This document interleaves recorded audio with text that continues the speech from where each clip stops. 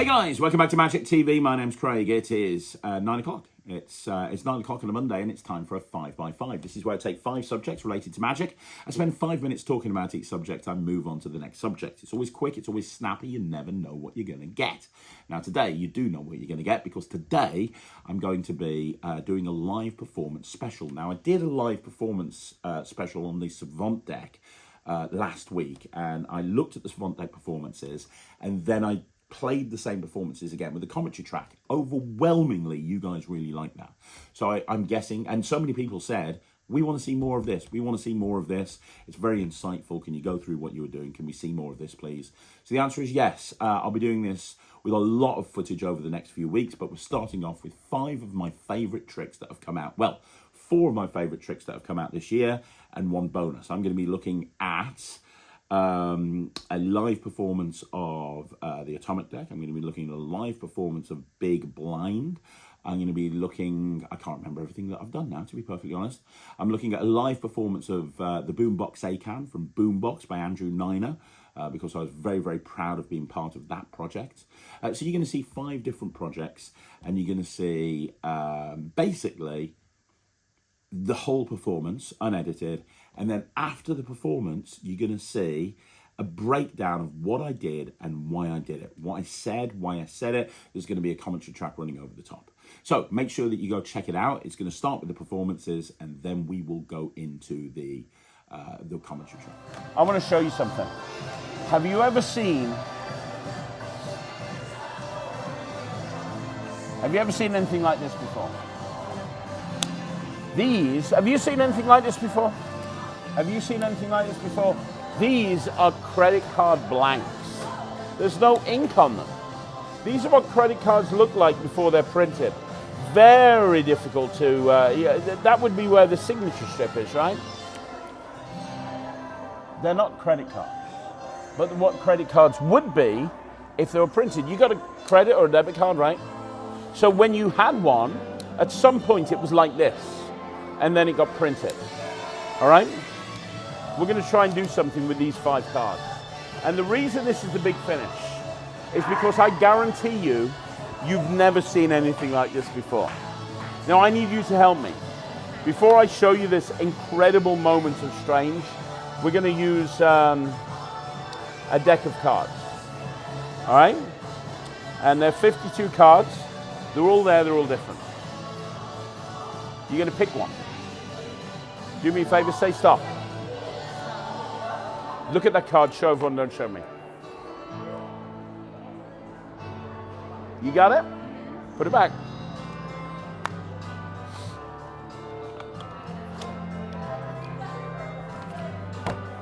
So give me the red one.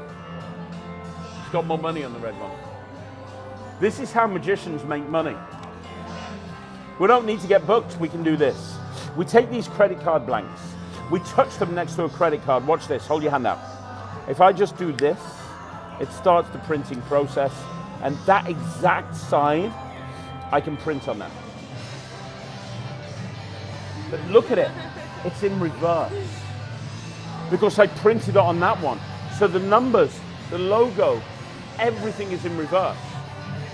It doesn't matter though, because all I need is the 16-digit number and the pin. Let's do this again, watch. Now, if you're going to do this, don't shake the card before you print it. Do you know why? It takes 5 seconds to print. So if I do this, and I do this, it affects the printing process. Turn it over. You can't use that in a shop. You can't use that in a shop. How can you pen that, right? You don't need the signature strip, but you need to be able to see the numbers. But when you realize that you can print anything, I could take this card, no, that one. I can take this card, and give me the blue one. Watch this. Hold your hand out. I print the blue one. I print the red one. I wait a second, and it prints red. But watch. I pull the red away, and you see the blue underneath. Crazy. I got 2 cards left. You want to see it again? Watch. We'll just use the chip. Okay. Just the chip, because that's the most important part, right? The chip. Okay. That's the bit that pays for all the money. Watch.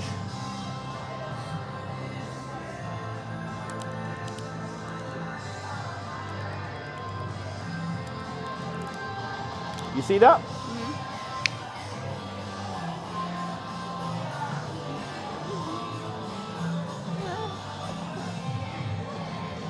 Oh my gosh. But you picked a card, right? I'm a magician. Let me see if I can use these chips to find your card. Watch. You remember your card? You remember your card? I think so. Watch. I print the chips onto this card. I print the chips onto this card. Watch this. I manipulate the chips while it's still dry.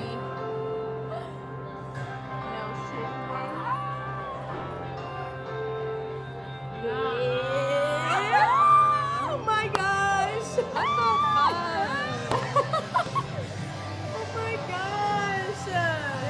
I just feel like there's no way. Something's wrong. Oh my goodness. Something's Guys, wrong. thank you so much. Thank you. Oh my gosh. Thank you. Should we try one last thing? Yeah, go on. Yeah, Okay. And I want to get everybody involved here. back into Okay. the mountains. So back into the man purse. As we're talking playing cards, I'll bring out a deck of playing Oh, I cards. love cards. Okay. And can you hold your hand out for me? Yeah. Like a table. Perfect. I'm going to put those cards there. Now, what's important for you to realise is I'm not going to change the order of those cards. I'm going to leave them in the box. There are millions of combinations with playing cards. Yeah. It is said that every time you shuffle a pack of cards, that pack of cards will never be in that same order again. Millions of different combinations. And here's the thing. If I'm going to ask each one of you to think of a card, but don't say anything out loud. But also, as well as thinking of a card, I want you to think of a position in the deck from 1 to 52, because there's 52 cards in the deck. So think of a card, think of a position. Now, like I said before, certain cards are more desirable than others. A lot of people will gravitate towards an ace of spades or a queen of hearts. Likewise, I'm sure you've heard of lucky number 7. 7 is a very popular number for people to name. The combination of, for example, ace of spades and 7 is very high. It's somewhere around about 10 to 11% of people will name an ace of spades and number 7. So when I say to you, what's the chance of a particular card and a particular number appearing together? It very much depends, because different people name different cards, different people name different numbers. But there is a way to check. Yeah. And the way to check is by using a website that was set up from some students at Alabama University in America. They set up a little website, a very simple website, because they were doing a degree in probability playing card statistics or something like that. And they got everybody from all over the world to input data as part of their study. And what this website does is it tells you the exact percentage of how likely it is a combination of card and number are going to appear together, right? So you can check to see if it's a very common card. And I don't want you saying later on, everyone names the same card, everyone's saying the same number. So we're going to use this website to fact check what's inside your head. Okay. I'm just going to put this here for a minute because we're going to need your hands. So I'm going to put that there for a minute. I'm not going to touch it. I want each and every one of you to take out your phones. Okay? Oh, where did mine Where did go? mine go? There we go. I Okay, think no, it's right mine's here. behind You you. got your phones? Right. There you go. There you go. Mine. Can you pass Yeah, me of my course. jacket, Is this please? your jacket? That's my jacket, yeah. There you go, of course. There you go. Thank you. And I'll put it back there for you as well. Thank you so much. Okay. No problem. I aim to please. Perfect. So Thank everybody, you're going to go to this website that was set up by these guys in America. And the website URL is unistats.org. So it's UNI for university, stats, S-T-A-T-S. Yes. .org. Now you'll know when you're there, it's a very simple website that they set up, and it's got the University of Alabama logo at the top, and it's got a very simple interface. There's just 2 drop-down menus for a card and a position, and there's a green button. Yeah. Now, when you press the green button, it tells you the percentage chance of that card appearing in that position. Don't let me see the screens. Don't let anyone else see the screens. Put in the card that you're thinking of, put in the position you're thinking of, and then press the green button, but don't say anything. Remember the card, remember the position, obviously. That's important. And when you've got the percentage, just tell me, but don't tell me what the percentage is, just now. So you've all got a percentage, Tell right? you what. So press the green button and you'll have a percentage in front of you. When you're there, just let me know. Have you got that? Yeah. Now, I want this to be a very unlikely chance of this ever happening. So I'm looking for a percentage of less than, say, 5%. Put your hand up if you've got less than 5%. Sick. Okay, fine. Has anybody here got a percent less than, like, 1%? Not less than 1. Not less than 1%. Okay, what's your percentage? 1.08. Okay, 1.08. What's your You've percentage? got a lower one than me. What's yours? 3.33. Okay. Yours is the lowest. Should we go with 1 point, what was it? 1 point? 1.08. Should we go with 1.08? Okay, you guys can put your phones away. So 1.08. So if yours is quite high, that means that I don't know what card you picked, or it means that the combination you had is a very common thing. But 1.08, it's very unlikely. Very unlikely. That's very close. Very unlikely. Just over a 1% chance that anybody ever names that card in that position. So you can put the phone away now. You remember the card? Yes. You remember the number? Yes. The position? Can you hold your hands out again for me? Yeah. I don't want to know the card. Okay. You've not said it out loud. Nobody knows that card. But I'm going to deal to that position in this deck. So I want a pack of crisps. I like it. I do need to know the position because we're going to deal to that position. So what position? 48. Flipping hell. Okay, that's a long way down. Okay, that's fine. No, it's okay. It's my fault. I shouldn't have picked you. So here we go. 48. Dear Lord. Right, okay. 48. Here we go. Brace yourself. We're going to be dealing for a while. Right, here we go. Sorry. 1, 2, 3, 4, 5, 6, 7, 8. You can keep me honest, make sure I'm not chatting. 9, 10, 11, 12, 13, 14, 15, 16, 17, 18, 19, 20. So that's 20. Okay. 21, 22, 23, 24, 25, 26, 27, 28, 29, 30. Isn't this exciting? 31, 32, 33, 34, 35, 36, 37, 38, 39, 40. This is invigorating. 41, 42, 43, 44, 45, 46, 47. This is the 48th card. This is your... Now, you've never said your card out loud. No.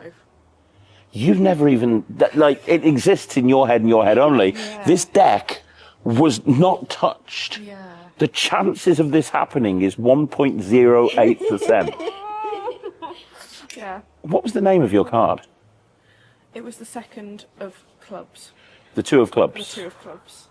And you could have named any card. I could have known. And that's the first time that you've said that. And this is the 48th card. That is insane. That is. Oh my gosh. What the fuck? Are you laughing because you knew that was going to happen, or are you laughing at our reaction? This has never worked before. I mean, I got to share the moment with you guys. I mean, this is just ridiculous. I mean, That is insane. I my literally gosh. tried to pick the one that was like the most obscure. well, you certainly managed it. I've never had anyone named 48 ever. Well, it's good to know. I'm testing how Well, the extremes of which you can take this. Oh my god. That is brilliant. May Thank I you. just say that is Thank you fantastic. so much. That is Well Thank done. you Yeah. so Thank much. you so much. That was You such a- guys I was were actually. Do you know? Oh my god. I genuinely thought if he gets this wrong, I'll feel really bad. So I really hope he doesn't get it. The cool thing is, this wasn't me, this was you. You did this. You did the whole thing. You named the card, you named the number. All I did was deal and take the credit. This is all you. Magic with my mind. I have powers. We're coming over. Here we go. So, what's your name? Hannah. Hannah. And what's your name? Chet. Chet. Are you magicians? No, So you're here, what are you here to do? we got holidays we just tomorrow. came around to see what's yeah. Where are you going? It's St. Lucia. Beautiful place. Yeah. Beautiful place. Will you help me? Yeah. It was Hannah, right? Yeah. Okay. Can you give your drink to someone you trust? She hesitates. So, Hannah, I've got 3 poker chips here. Okay. Now, each poker chip is worth £50. Okay. That's £150 in total. Would you like to win £150? Yes. Cool. So, do you play cards? No.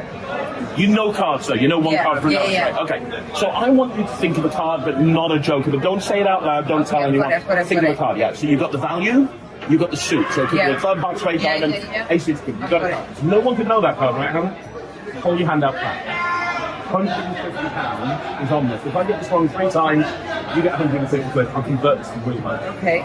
So, I'm going to bet you £50 that I can tell you the suit of your card. Whether it's a club, a heart, a spade, or a diamond. Concentrate on that suit. All I ask is you don't lie, okay? Okay. It's a half. Yeah. No, it's good. Always good. Always good. Now, I'm going to give you another 2 chances. Right? So, another 50 quid. This is on the value. You know what the value is? You know when concentrates on the value? Is it a queen? No. What was it? 7. Really? Nobody ever thinks it's a 7. Okay. I got one last check. The last one. I have to prove to you that I knew what your card would be before you even picked it. If I cannot categorically, so that you're happy, prove to you I knew what your card was, then I give you 150. I've got to prove it to you. Is that fair? So your card was the 7 of hearts. And that was your free choice. We haven't set this up. You thought of that card. You didn't pick it. You didn't write it down. I haven't had a deck of cards. You literally just thought of it, right? 7 of hearts. And I knew you'd pick that card. And to prove it to you, you've been holding these the whole time.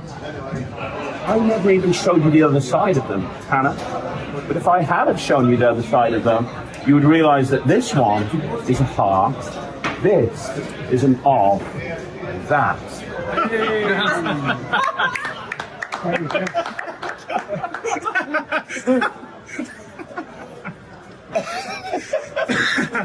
That's fucking mental.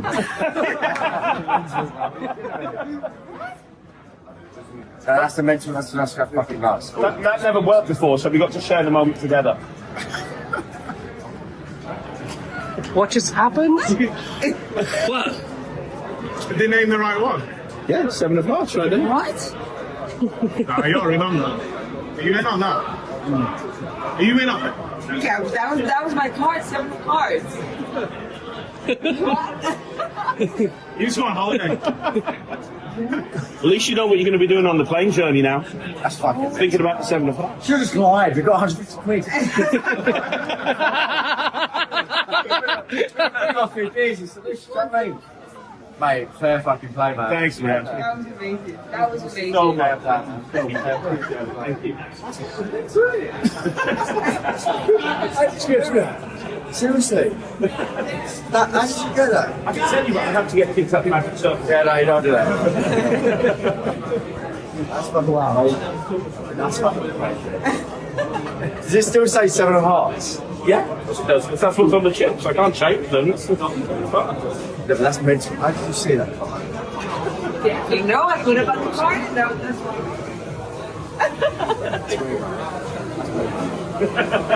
Thanks, guys. oh my god. Well done. I have inside this little glass here, I have 3 solid ball bearings. Now this is called the 3 ball bearing trick. Do you have any idea why it's called the 3 ball bearing trick? Because there's only 3 ball bearings. Have you seen it before?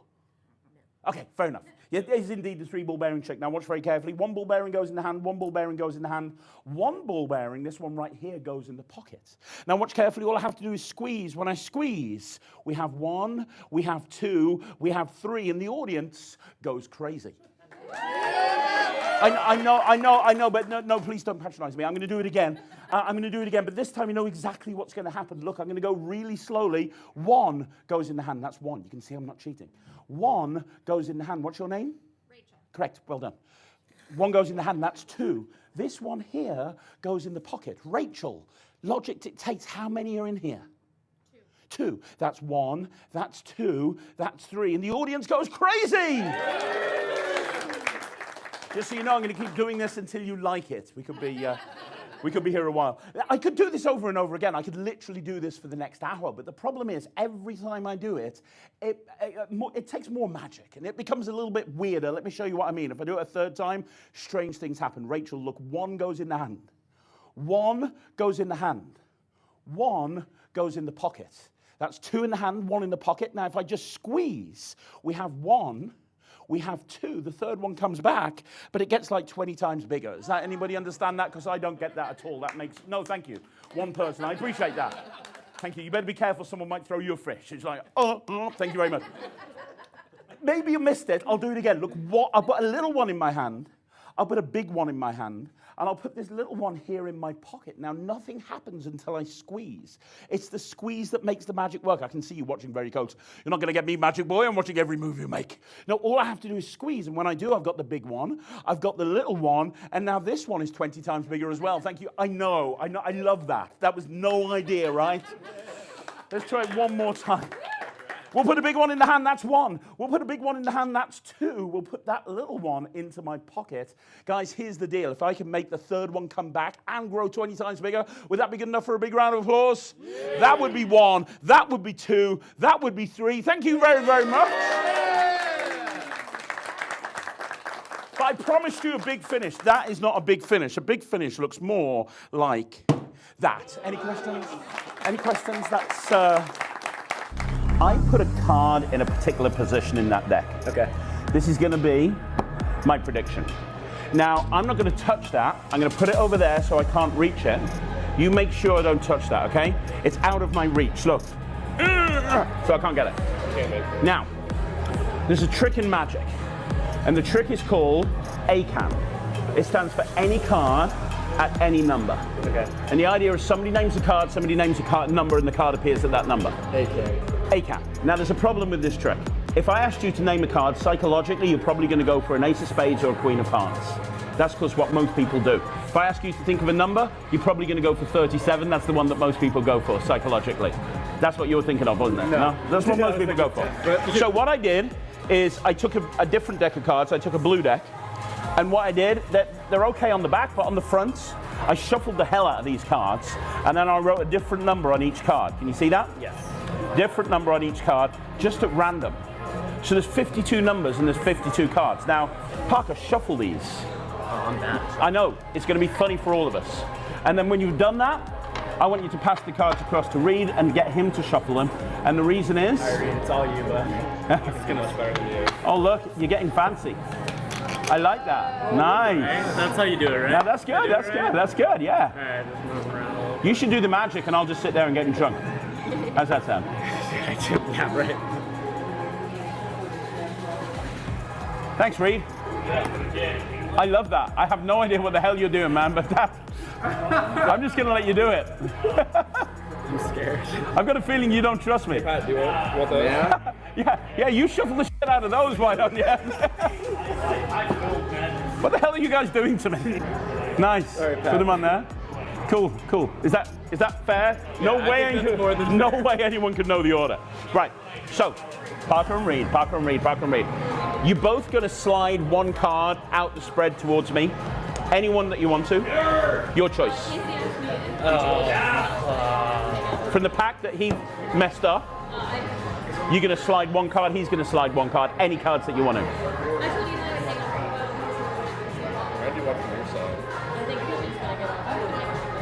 So he's going to go for that one. And you're going to go for that one. Now this trick is all about choices. Do you want to stick with those or do you want to change them for another two? You put this one in there instead. Okay, which one do you want to take out? This one. I'll keep mine. You're keeping yours, yeah? Is that fair? Yeah. Sure. You guys are making all the choices. I'm going to put these in the box. What's your name, my friend? Patrick. Patrick. You make sure I don't touch those cards, all right, Patrick? Sure thing. Take the cards, put them in the box. So think about this for a minute. You guys shuffle the cards. Well, no, he shuffled the cards. You cards up. Yeah. Then you shuffle the cards again, right? Then between you, you took two cards out. You took one of the cards and changed it for another card. Like, there's no way we could know what those two cards are. But there's one thing I do know. One of those cards, both of those cards have got numbers on them. So you're going to make one more choice between you. And this is the choice. One of these cards is going to represent a number. One of them is going to represent a card. Between you decide which one's going to be the number, which one's going to be the card. Why is it my decision? All right. Oh. That's okay. Which one's the number, which one's the card? Number card. That's the number, that's the card. I agree, Parker. Do you agree? I agree. So this is the card. This is the card, yeah? Yes. So the card is the Ace of Hearts. Okay. And the number is 25. Okay. Ace of Hearts 25. Okay. If you'd have done this You shuffled the cards. Yeah. If you'd have took any other cards out, it would have been a completely different outcome. Right. You shuffled, you took 2 cards, Ace of Hearts, 25. Okay. Correct? Yes. That was right, wasn't it? Yeah, Ace of Hearts, 25. And I put that deck there at the beginning, and I said it was out of reach. I haven't touched it. You knocked it over, but we haven't touched it. Yeah. You're going to pick up the cards, Parker. Hold them as if you're about to deal. And you're going to deal 24 cards onto the table, turning them over one at a time. We're all going to count along with him for 2 reasons. One, it's going to make it sound more exciting, because I've got to count through 24 cards here. It's going to take a while. And 2, I don't know Parker. He might struggle with the high numbers. So, are you ready? That's so true. I thought so. Are you ready? Yeah. Go. 1, 2, 3, 4, 5, 6, 7, 8, 9, 10, 11, 12, 13, 14, 15, 16, 17, 18, 19, 20, 21, 22, 23, 24. Stop. You decided that between you decided on 25 and Ace of Hearts. If that's the Ace of Hearts, I think that's good enough for you guys to go crazy. What do you reckon? But it can't be. I can tell by the look on your face, there's no way that can be the 24th. There's no way, right? 25th is the Ace of Hearts. If that is, I'm going to lose my mind because this has never worked before. Turn it over. What the?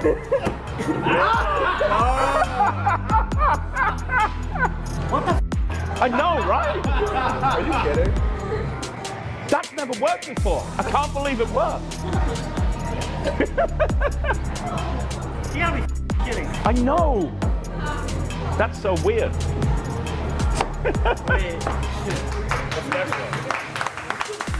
There you go, guys. That is the performances. I hope you enjoyed them. 5 of my favourite products that I've been involved with so far. Now we're going to do a commentary track over the top. There's a lot of interesting stuff to look at when it comes to these performances, and I think you'll find it very, very interesting. So I'm going to roll the commentary track now. Have a look at this, and thank you for watching. Okay, so this first trick we are going to be analysing is Credit Swipe, which came out about a month ago from Penguin Magic. I am very happy with it. This is my handling of Presto Printo by Daryl, and Murphys were kind enough to give me permission as they hold the rights to all of the Daryl tricks. And what I did is I took Presto Printo off playing cards and put it onto credit cards. Now, there's a few different handlings on the Credit Swipe project, but I'm doing a simple version here. This just uses 5 cards. When you get Credit Swipe, you get like 10 cards and you can have a monster routine. This is very, very simple. And did you notice at the beginning, I start off by having the 5 blank cards taken out, and I show they're blank, and I'm using kind of a modified frustration count. Now, I've heard magicians say in the past that the frustration count wouldn't fool a blind monkey. The frustration count is brilliant, but what you have to do, and what's most important, is you don't want to have their focus on the cards. So you notice when I do the frustration count with the credit cards, I'm simply saying, look, these cards are blank, you know, and I'm talking about something else. I'm not making them analyze each individual card, and I think that's the important thing. Don't draw attention to. You know, if you're doing a false count, don't draw attention to it too much. Just let them see what they're meant to see without you drawing attention to it. And I think that's very important. But the frustration count is brilliant, especially in this smaller kind of version of Credit Swipe. Now, also notice when I had the card picked, and I had the card selected, the big finale of this routine is the reveal of the 7 of Hearts, which I forced. So because of that, it's so important that I get them to remember it. So I really drive home the importance of remembering the card. And you also notice that when I took the deck, it was shuffled. The card wasn't in position. So I very simply just spread through the deck openly in front of the audience. There's so much you can get away with in front of a live audience. And if you are prepared to go out there and just try it, there's no harm in trying. So here's the thing, and you'll see this in this routine, but it's important for almost every single routine, which is you have to make sure that every single trick builds, or not just every single trick, but every single moment. So with Credit Swipe, it's a perfect example, because with Credit Swipe, you've got like multiple cards that you can choose. And I do this different ways depending on the audience and depending on how I feel and so on and so forth. But what I will say is this is a great way to do it, because if you look at each individual card builds. First of all, you have the first card where you demonstrate the concept of printing. Then you see the second card where you've printed it, but something crazy's happened to the numbers. Then the next one, you kind of wipe the ink away and you see a blue card underneath a red card. You see each phase is building. Now you also notice the reactions of the people that are watching, because the reactions are building with the trick as well. And you know, the lesson here is when you're performing any routine, make sure that you analyze it to make sure that it is building in the right direction. Don't have a weaker finale than your opening bit. And also make sure that you've got a big finale. The reason I put the card reveal into credit swipe is because that was the best way to end the trick, that gave it a kind of moment of finality, where kind of everyone realizes that that's the end of the trick. And you'll see that with the reactions from the audience here. And you'll see that the strongest reaction is to the Seven of Hearts reveal. And also notice, even though I've got people to my right, I've got people to my left, I'm focusing the magic on the people to my right, but I am involving the people to the left as well. What you don't want to do is perform to a group of people and just ignore 50% of the group. You don't want to do that. You need to make sure that you're getting, you're performing for everybody. One little simple thing at the end of the trick, and I always do this, regardless of whether I'm on a shoot or a gig or performing socially, I always thank the people at the end. I make a big deal of thanking them, as you can see there. That's a big deal for me, you know, it really is. Right, so from credit swipe, we're going to go into something completely different. And what we're looking at now is the atomic deck. Now, I know there's been a lot of love for the atomic deck, but there's also been a small amount of hate. What I will say is the Notes page app, which got released with the atomic deck, I do use it. I have used it from time to time, and it was developed because we knew magicians would want to have that sort of input method. However, I prefer the website. That was how the trick was originally developed. That's how I spent years kind of working it in. The website method for me is just the best way to do this routine.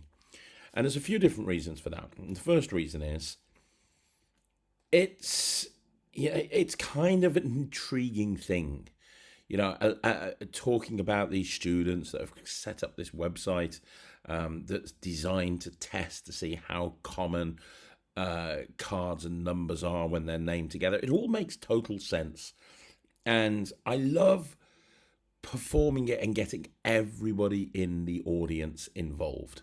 You know, when I'm performing on a big stage, I will typically always do the atomic deck because I can get 100 people involved. I can get 200 people involved, and they all get involved in the trick. And for that regard, it's a little bit like Toxic Plus. It's a little bit like that sort of routine where everybody is getting involved in the routine, and that's worth its weight in gold, honestly. When you perform, especially when you're performing on stage, you want to get as many people as involved as possible. And I think the people that didn't like Atomic Deck, they missed out on that. That was the most important thing for me. This is any card at any number that you can perform to 100 people, 200 people in an audience, and every single person in that audience is going to be really kind of involved in the trick. But having said that, if you are going to use the website method, you can do it to a group of 2 people, a group of 3 people. You can do it one-on-one, but in all honesty with you, I'm a professional performing magician. So I work for real people in a real world. It's rare. It's very, very rare for me to perform in a one-on-one situation. It is very rare. That doesn't happen very often. Now, and the reason it doesn't happen very often is because I'm paid to perform. If I'm performing to one person at a time, it's going to take me a very long time to get around everybody. So, with that in mind, what we have here is we have the website method. So I'm having everybody go onto a website. And I'm having everyone go onto their website, and they're, you know, kind of putting in a card and putting in a number. And notice the way I perform this. Now, this was shot like in the winter. This was shot in the freezing cold in the winter. We were outside in Birmingham in a big pub garden, and there were like heaters above us, but it was kind of 11 o'clock at night at this point. So it was very, very cold. And yet, you can see that all three of these girls were completely and totally transfixed with what was going on, which is important. That's what you want. You want to have them engaged completely. Now you can see that you know I'm in a situation here where I've asked who's got an optimal percentage, and two out of the two out of the three of them have, which statistically kind of makes sense. And that's one of the reasons that I just love the website input method, because you can have everybody put in a card and a number. They can keep changing that card or number around as many times as they want to, and yet you're always in the situation where you're just going to have a direct hit every single time. And I know there's other ways of doing the atomic deck, and I know there's other ways of doing this particular routine, but for me, this is my favorite way of doing it. Now, this is something that was criticized by a couple of online reviewers, and it's really not an issue at all, but it's worth talking about, okay? Two things that were criticized. One, I was told in reviews you can't do it into a spectator's hands. You can't do the dealing process into a spectator's hands. Absolutely, yes, you can. And you're about to see it done into a spectator's hands here. It absolutely can be done into a spectator's hands. But the other thing is, you're going to see that this was quite a high number, so it's a large amount of cards to deal through. It's like 40-something that the card's at. Now, two things about this. One, that's a kind of lot of dealing, right? That's a lot of dealing. So from a performance point of view, you got to make it interesting. You know, some people don't like dealing tricks, and I understand that. I don't like dealing tricks when it's a lot of dealing and it's boring. Now, the thing that we've got going for us with an ACAN, and any ACAN, but, you know, we're talking about the atomic deck here, is that they know what the effect's going to be. We're not arbitrarily dealing for absolutely no reason at all. There's a reason why they're dealing, and we can build up tension as we get to that moment. The other thing is, notice that I'm kind of stopping, I'm pausing, I'm trying to get them to laugh, I'm making funny jokes. Any time that you can make a presentation interesting, please do so. Now, the other thing you're going to, that some reviewers moaned about, is that in certain situations, you'll deal to a high number, and you'll be left with a load of cards in your hand. This is a perfect example. There's not many situations where that happens, but this is one of those situations. You're left with a load of cards in your hand, more than what you should have.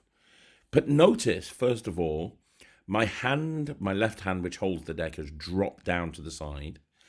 I'm not focusing on that deck at all. It's dropped down, it's out of sight. And the other thing, notice, I'm focusing their attention on the card at the number. My hand with the deck in that has more cards than it should have, that's out the frame of action. There's a frame of action around me. Anything inside the frame of action is what people are focusing on. They're focusing on that card because that's where I want them to focus. I want them to focus on the card. This isn't, advice that's good for the atomic deck only. This is good advice in general. If you're wanting to hide something, don't try and hide it so much that it becomes suspicious. If you're trying to hide something, just drop your hand down to the side. Just move it outside of the frame of action, because anything outside of the frame of action will not be noticed. And then you can focus on everything that's happening inside the frame of action. And notice then I put the deck back together and it's all good. And also notice I shake their hands at the end, because that's what I said earlier. Anytime I finish a set, I thank people for allowing me to be there. I think that's an important thing. But yeah, if you've got the atomic deck and that's something you're worried about, please don't worry about it. Because one, it doesn't happen very often. And two, even if it does happen, as you can see in that situation, nobody focuses on the deck in the hands. To be honest, a lot of lay people, they don't even know how many cards are on a deck of cards or how thick a deck of cards should be. Right, now, trick number 3. This one here is Big Blind, which came out earlier this year and was a phenomenal success. So first of all, thank you for everybody who bought it. Really appreciate you guys. This was shot live at the Session Convention. And these are some lay people that were in the bar. This is not anybody who who's a magician. We just found two lay people in the bar, and me and Lloyd went up to them and showed them this trick. Or I went up and showed them the trick. Lloyd was filming it. Now, I'm using the non-purse method here, and I'll be honest with you guys. Normally, I use the purse method. Now, the difference for people that haven't got big blind is the purse method. The gimmicks are inside a purse, so you don't have to you have a justifiable reason why your hand's in the pocket, and there's no palming to begin with. This is the slightly more tricky and difficult version. It's still absolutely fine. There's still no problem there. But it's worth noting. So, a lot of people love big blind, but some people that weren't particularly too fussed on it, they say a couple of things. And one of the things they say is they don't look like real poker chips. Now, this is being performed to lay people, and you will see that they literally couldn't care less about the poker chips. The poker chips are completely unimportant. They don't look suspicious at all. They just look like poker chips should be. The other thing to consider is I'm putting gimmicks into a spectator's hands. This is just audience management. Now, I love doing stuff like this. You know, I do a lot of flipper coin routines where I'll put an open flipper into people's hands. This sort of thing doesn't bother me. And really, it shouldn't bother you at all. Because notice, even though I've put something into her hands, even though I've put something that if she turned it over, that wouldn't be good. One, then she's not going to turn it over because I've told her not to, because that's the finish of the trick. But two, and possibly more important, notice how I'm looking at her directly in the eyes.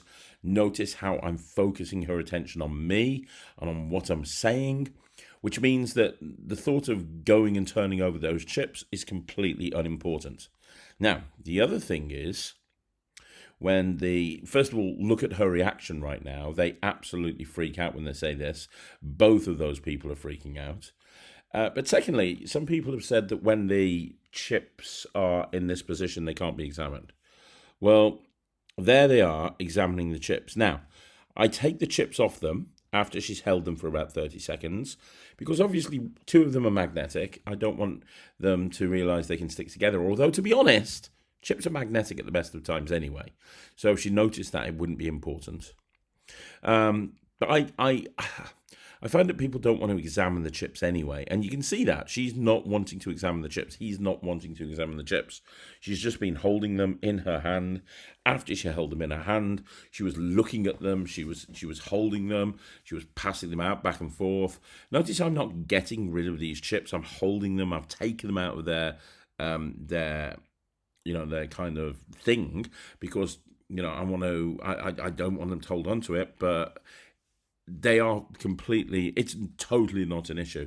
Also, notice there when I shake their hand at the very end, notice that's really important. It's really important to make sure that you thank people when you walk away from them. Now, big blind is, for me, one of the strongest things I do. I just love the fact that they can name any card, and whatever card they name, that card is going to hit. I love that. I really do. I think that's, it's always on the back of the poker chips.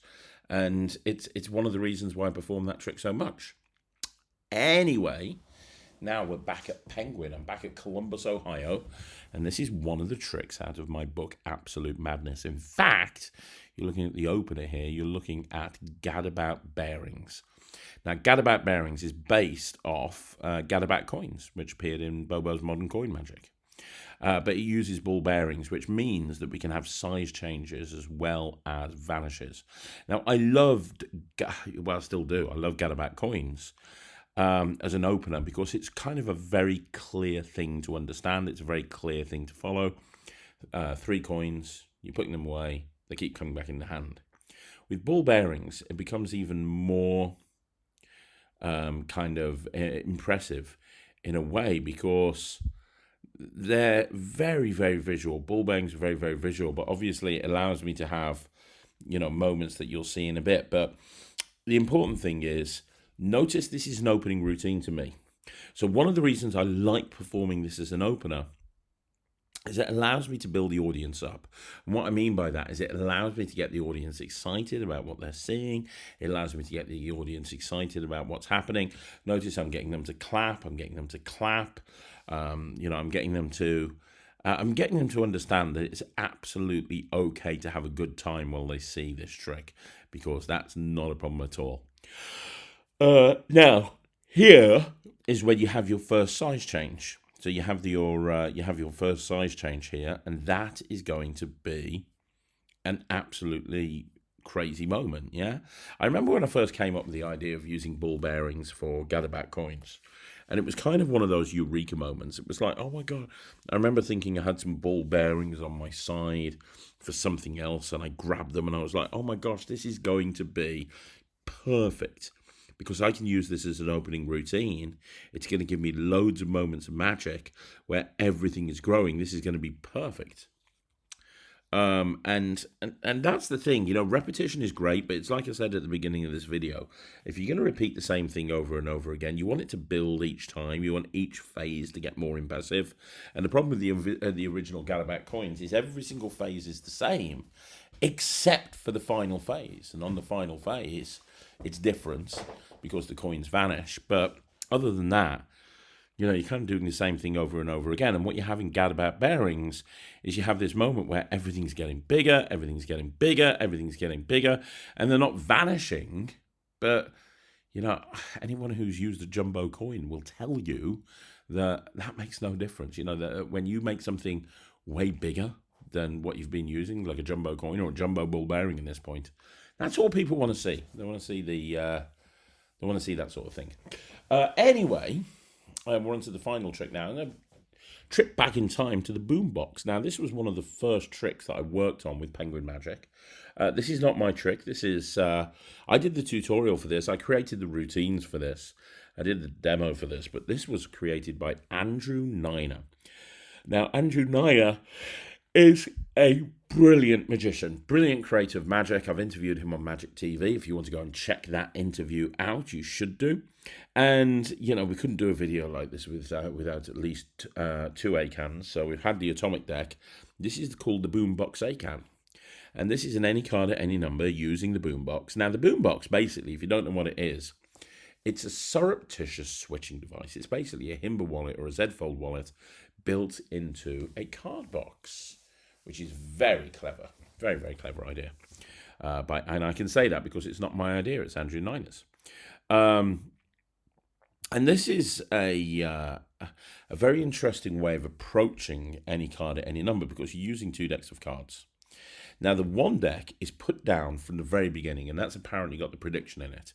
The second deck, the deck that they're shuffling, the blue deck, is designed specifically from the audience's point of view to help them create a random card and a random number. Now, here's the thing. With this trick, you have to justify why you're using another deck of cards to help them create a card or a number. As long as you can justify that, then this is a great trick. Now, my justification for this is, a lot of people will name the same card. A lot of people will name the same number. So we're going to do something where it is completely impossible, where there's absolutely no chance of you going for a common card or a common number. So that's what this deck is used for. Once you justify it, and once you get onto a position where it is justified, then everything just moves along plain sailing. So something I want you to notice here, when you're performing, what you have to do, and I think I mentioned this before, you have to highlight the parts that you want them to focus on, and if there's something you don't want them to focus on, you take those parts away, or you don't shine a light on those parts. So they can shuffle the cards. So I make a big deal of them shuffling those cards.